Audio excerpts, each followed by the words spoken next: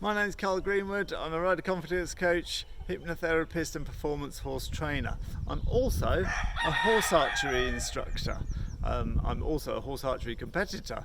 Every year we go to the World Horse Archery Federation Championships, to which our club, the Centre of Horseback Combat in Hertfordshire, is affiliated. I teach the Korean style. The championships are held in Korea. We have a lot to do with that part of the world, and the Korean style is on a hip quiver with the arrows pointing backwards. This is the way I've done it for years. You can see that it means nothing to me to just bob those arrows on there and do my thing. I've been doing it for years. I'm not bothered by it at all. So if I'm quite happy with my hip quiver, which I clearly am, then why have I got a back quiver?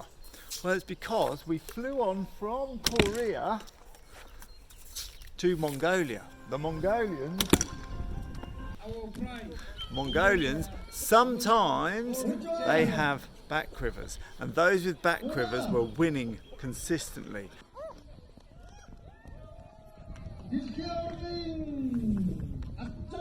So I need to change my technique to a back quiver. So this week I've been doing that. The weather's dried up, we've made up the horse archery track, and I have to change my thinking of going to here, releasing, and then immediately dropping for my next arrow. Here, release, drop. Now I have to go release, remember not to drop because my finger's already here, ready to get the next arrow, which I'm still fumbling a little bit. From there, it comes up over the top, straight onto the string, and we're ready to go. So I must remember not to drop my hand, but look, I'm already starting. I must remember not to drop my hand. And yesterday, with the excitement of being on the horse and everything else, the temptation, especially when you're in a bit of a hurry, look, it's gone already because I was talking. You can see how it works. So I was having the most interesting time, but Lord, it was frustrating. And I was saying to Freddie, who I was practicing with, this is so frustrating, but so interesting. And he said, well, how many times have you released and dropped to your hip? And it's thousands, tens of thousands, hundreds of thousands. 10 years I've been releasing, dropping to my hip. So I have to remember, not only am I going to go up there, but I need to remember what not to do. Do not drop to your hip. And it even got to the point where on this run, if I loose the arrow and get that far, that will be a success. Bite sizes, little bite sizes.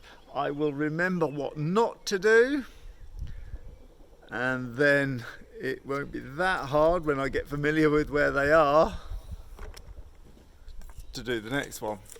So it's a huge, do not go down to your hip. I'm getting there. It's a massive mental challenge to not go down the cliches and the neural pathways that have been well worn. And it's exactly the same when it comes to confidence, helpful thinking, powerful thinking. If you've spent the last 10 years cursing your body, your fitness, getting on, going about you're too fat or too unfit, or the horse is going to hurt you, or it lays awake at night planning what it's going to do to you, and you hang around with negative people who also do that, then when it comes to you deciding, actually, I'm going to change my mental technique so that when I go onto the horse, I don't apologise to it and say, excuse my fat ass, sorry horse, it's me again, or any of that self-depreciation. I'm going to do something more useful. I'm going to remember to stop and then think of something new the new thing. How many times have you thought negatively about your horse riding?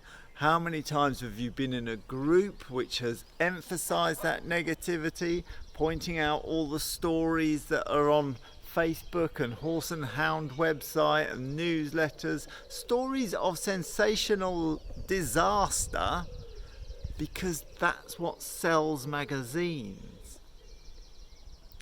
How many times, those of you that wear GoPros, how many times has a car driven slowly past and the driver's gone, and you've gone, and that's on your GoPro 1,000 times. Is that the one that you posted on Facebook? No, it was the one time that the boy racer went zooming past and your horse had a little hissy fit. If you focus on the negative, you're going to have problems with your horse. We all know that. And so we're going to stop. Firstly, I am not going to think negative. I am going to start the path of making new neural pathways in my mind. So my first instinct is eventually stop. To make powerful, helpful thoughts a habit, which becomes a behavior, which becomes your character. I'm Carl Greenwood. If you would like to have my free download that I've prepared, attending the 3 main issues of horse riders, that's bolting, bucking and rearing, then pop your email into wherever this video has popped up, YouTube or whatever. The link is around the video somewhere. Pop on that. If you're on YouTube, click the bell, hit the subscribe button, and if you click that link, you will be taken to a place where you can get the download for bolting, bucking and rearing, winging its way through the internet straight away. It's been a fascinating week. I hope I've put that across as well. Thanks for listening.